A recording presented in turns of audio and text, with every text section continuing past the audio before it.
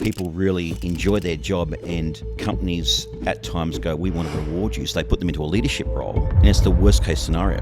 Hi, I'm Claire. And I'm Simon. And together we have over 45 years in the recruitment industry building careers and leadership of Verve partners. And today we're having the conversation that most people usually have after hours. Happy 10 years, Claire, and happy 10 years, Verve. I know, it's an exciting time. It really is a milestone. And it's been a big 10 years. You have spoken about moving away from skills only hiring towards culture, alignment and career projection. Why is that so important to you? I think it's really important to understand that every organisation and every person is unique. So every organisation offers something slightly different. Their culture is slightly different. They're not all the same, and people are incredibly individual. So it's like I always say, going on your first interview is like a first date. You get to kind of get that gut feel. Does it feel right? But it's very, very shallow, that first interview. Like it can be, it's just the first step. You've just gone, okay, I want to know more. So you go back for the second date, you go back for the dinner. And that's when you really sit down and really investigate what is about this company that makes them who they are. Does it align with my career and goals? Some people love a role where they don't have to progress into management. They love what they do. They want to go in and do their role incredibly well and then go home. Others are really searching for the steps in the ladders to get them to that management level, maybe one day a CEO. We've seen people being promoted into leadership roles and it doesn't actually lean on their strengths. Yeah. And without the right structure and development and mentoring, they become lost in that role. Companies at times go, we want to reward you. So they put them into a leadership role, and then they turn around and they fail and they actually dislike their job. And it's the worst case scenario. Because you've lost someone that was really good. Most business owners will say the most challenging part of being a business owner is leadership of people and really developing those skills. A lot of the time they're just thrown into it and then they fail. And all of a sudden it becomes a disaster and the team is unsettled, the leader is unsettled and management's upset, and so it creates this storm that should never have happened in the first place. Someone actually used a word to me recently, and they said leadership can be relentless. It can be relentless, but it can be so rewarding, but like you said, can also be very unforgiving at times as well. So there's a lot of emotional support through those big decisions. Even resigning from an organisation that you've worked at for a long time can feel the huge amount of guilt. So having someone to talk through that process, see the opportunity, keep on the road, actually see what opportunities could be out there other than very similar role to what they've been doing for the last 7 years. This is where the human touch is so important, because I read a story recently and it was talking about AI, and it was talking about someone who was applying for a big organisation, won't mention who, and they went through an AI process. So they were talking to AI to go through the application process, and they were unsuccessful, but they were very suitable. And it was the journey that they went through in terms of there was no emotion, there was no human touch, and it became very robotic. And it really changed the perception of how they perceive that brand as a consumer. Yeah, I recently had a candidate that came to me. She was a very highly qualified exec people and culture leader. But she'd moved to Newcastle. She had a role where she was working till 10 o'clock at night. She was working weekends. So about 60 hours a week. And she just was burnt out. And so she decided to study for an MBA and wanted to start her own consulting business in 2 years' time. So she just really wanted a job which was about 2 steps down from where she'd been operating. She wanted to go in, add value, and not be the leader. Now, every time she sent her CV anywhere, everyone just went, too experienced, overqualified, risky, she'll leave within 3 months. So she didn't get one interview, and she was brilliant. I interviewed her and had a role on that was an HR business partner. And once again, I really, I was sitting there going, why? Why would you go for this role when you have this experience?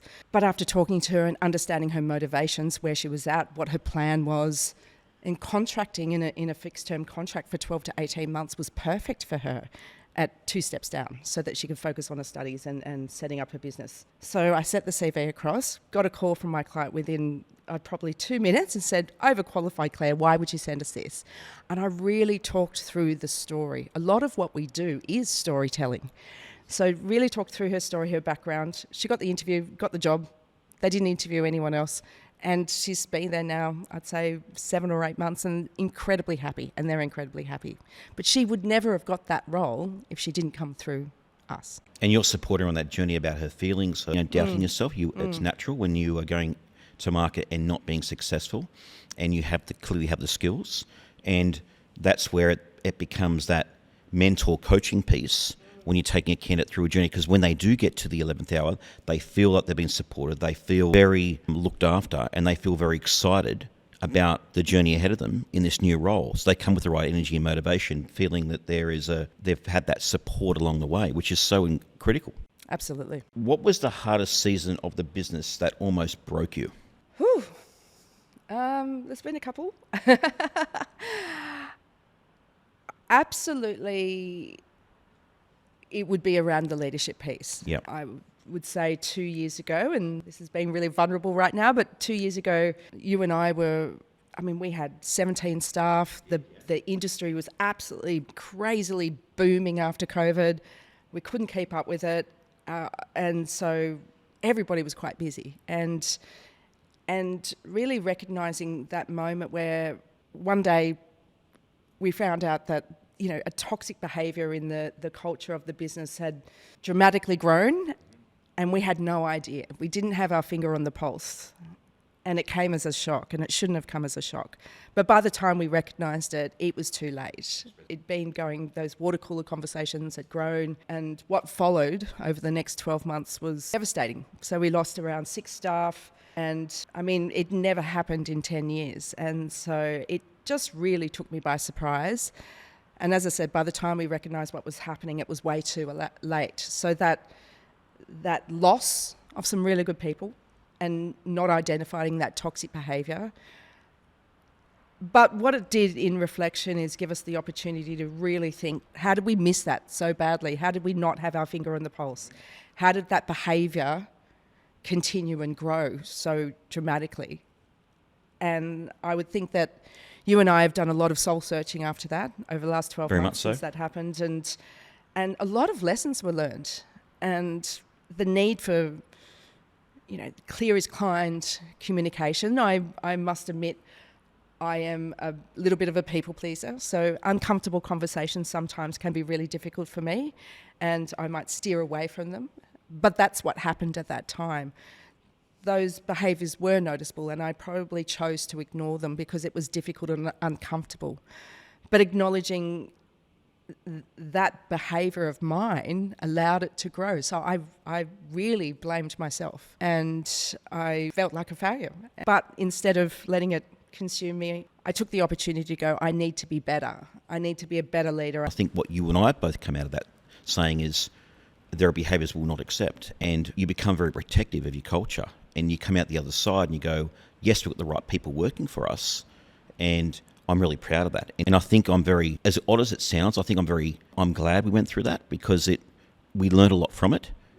And it's not something that a textbook or a teacher or what can train you. Yes, they can give you ideas, but when you're actually in the moment, you learn so much about yourself. Absolutely. And I think we've thought a lot about who we're hiring now into the business and what traits they have. Are we seeking the top biller that will come and sit in the corner and not talk to anyone and not be that collaborative team member? No, we are firstly and foremostly looking for team players, collaboration, really good communication. Because everybody has things going on in their lives, but it's how we communicate and support each other. And people like to have fun as well. Like, we spend so much time at work. You want to have fun, and, I think about you and I, we need fun now and then, and it could be playing Mario Kart, and I don't know who the best is here, and that's probably a conversation for a later time. But it brings a relaxation and a fun out in your life, and you need that. As we spend so much time in the business working, you want to have fun and you want to have a good laugh at the same time, which is important. Absolutely. I think we've got the fun back now. We do. So let's go back that 10 years, Claire, and it's always interesting when you think about this, considering that we've been through COVID, we've been through upturns, we've been through downturns in the market, like recruitment's always throwing challenges at us.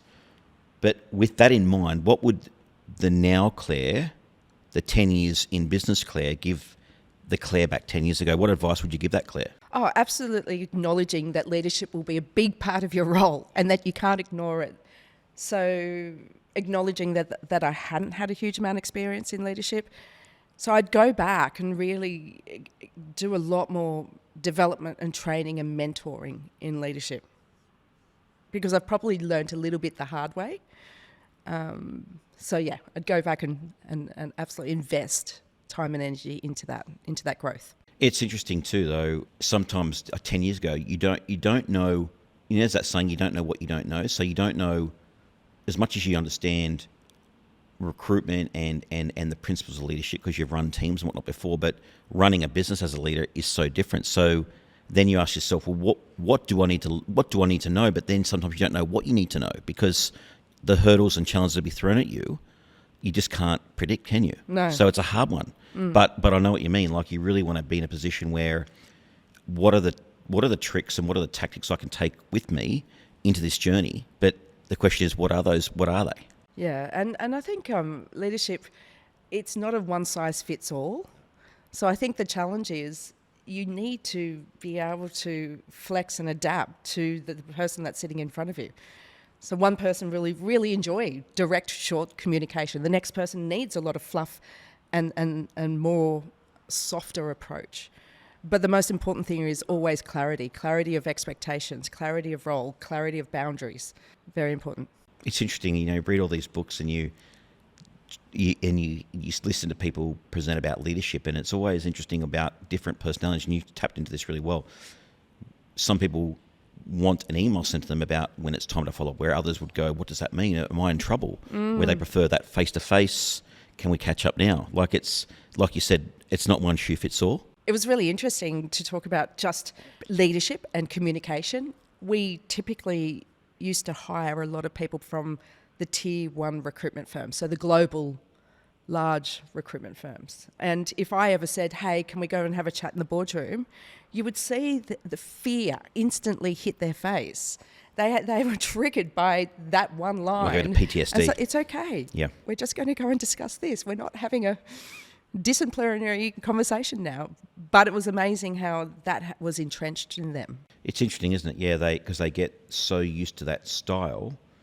Like, and let's be honest, like the tier ones, they offer great training, but then when people come into a boutique environment, it can be very different, and it offers opportunities that can be very different to them. And just like you said, that conversation is, in our world, a very relaxed and very different situation, but people go from what they know and what they're used to. Yeah, and working for a business owner, a founder, compared to a large corporate organisation is a very different feel. And it's not for everyone. Yeah, and then being able to bring ideas to the table and bringing all those things that they want to implement, they can bring it to the directors, and it can happen very quickly and very seamlessly, and they're probably not used to that. They're not used to it, let's be honest. Yeah, we make quick decisions around here. We do, and we have to sometimes. That's just the industry we're in. Yeah, you're right. So, Claire, let's do a fast-fire reflection. One word to describe the first year of Verve. Belief. One lesson recruitment taught you the hard way. Be comfortable about the uncomfortable conversations. The value that guides every decision you make. Trust. And what keeps you going on the hard days? You and the team, definitely. Coming to you. work and seeing everybody. And my kids. I'll throw them in. Oops, forgot the kids. So, Claire, thank you for building something that proves business can be successful, human, and values-led. Happy 10 years to you, and happy 10 years to Verve. Thank you. Thanks for listening to our first episode of Payrise, and we look forward to talking to you more about careers, leadership, and the moments that make you question staying, leaving, or asking for more.